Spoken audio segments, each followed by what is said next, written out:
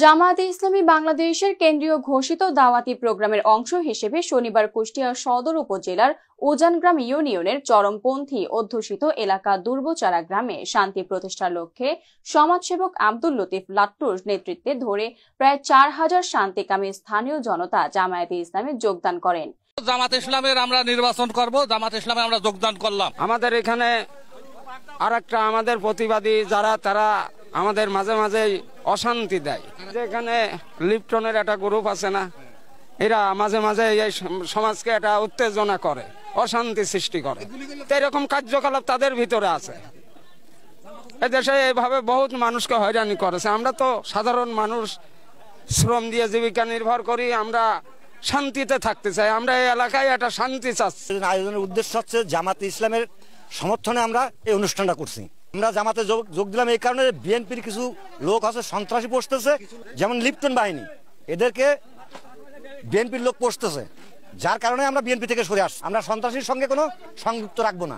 গ্রামবাসী সবাই আসছে, সামান্য দুই একটা লোক, তারা মানে তাদের কারণেই আমাদের দেশটা অশান্তি, তারাই এগুলো করার কারণে আমরা সবাই একত্র হয়ে জামাতে যোগ দিয়েছি। এই কারণে যে দেশটা আমরা শান্তিতে চাই, আমাদের দেশটা আমরা শান্তির সাথে সবাই মিলেমিশে থাকতে চাই, এই কারণেই আমরা এই সমাবেশটা করা। আমি অন্ধত্ব বরণ করেছি সন্ত্রাসের হাতে এই 5 গ্রাম ব্রিজ করতে করতেই। তো এই সন্ত্রাসের ব্যাপারে আমি বলতে চাই, এই অঞ্চলের মাঠে ঘাটে অনেক আর্মসের রাজত্ব আছে এবং এই আর্মসগুলা সাধারণত সামাজিক দলের লেজুর ভিত্তি করে অনেক সময় ব্যবহার হয় এবং রাজনৈতিক ব্যানারে ব্যবহার হয়। তাই মনে করি এখানে হয়তোবা কোনো সামাজিক বা রাজনৈতিক ব্যানারে এটি ষড়যন্ত্রকারী হিসাবে ষড়যন্ত্র করে হয়তোবা এগুলো সৃষ্টি হয়েছে। তা আমরা এই ব্যাপারে সজাগ আছি এবং প্রশাসনের সাথে আমরা যোগাযোগ রাখছি, উপরমহলে যোগাযোগ রাখছি, জনগণের সাথে সমন্বয় রাখছি। তবে যারাই এগুলো গুলি করে থাকুক তাদেরকে চিহ্নিত করে বের করে তাদের বিরুদ্ধে আমরা অচিরেই শাস্তি গ্রহণ করার জন্য এবং যেখানে পাওয়া যাবে সেখান থেকে ধরে ধরে প্রশাসনের হাতে দেওয়ার জন্য আমরা সিদ্ধান্ত গ্রহণে যাচ্ছি। ইসলামের একজন সমর্থক হিসেবে ওনাদের যে রাজনৈতিক আন্দোলন আছে, সেই আন্দোলনের সাথে এই অঞ্চলের জনগণের যে একাত্মতা আছে, সামগ্রিক জনগণের, শুধু জামাত ইসলামই নয়, বিভিন্ন স্তরের বিভিন্ন শ্রেণী পেশার বিভিন্ন রাজনৈতিক দলের গণমানুষের, অর্থাৎ গণতান্ত্রিক চেতনা সম্পন্ন মানুষের সাথে যে ইসলামের যে মিলন, এই যে তাদের একটা সামনের দিনের রাজনীতি, সেটার সাথে একত্রতা ঘোষণা করা, একজন সামাজিক কর্মী হিসেবে জামাত ইসলামের সেই নীতির সাথে একত্রতা ঘোষণা করে আমি তাদের এই দাওয়াতি প্রোগ্রামটাকে একজন সামাজিক কর্মী হিসাবে সার্থক করার জন্য তাদের আহ্বানে সাড়া দিয়ে আমি আমাদের অনুসারীদের সামাজিক অবস্থান থেকে সামাজিক কর্মীর যে দায়িত্ব, সেইখান থেকে ওনাদের এই অনুষ্ঠানটাকে সার্থক করার জন্য একটা ভূমিকা পালন করেছি। এই নাটকটা হচ্ছে যে একটা সন্ত্রাসের বিরুদ্ধে যে একটা সামাজিক আন্দোলন গড়ে উঠেছে এই অঞ্চলে।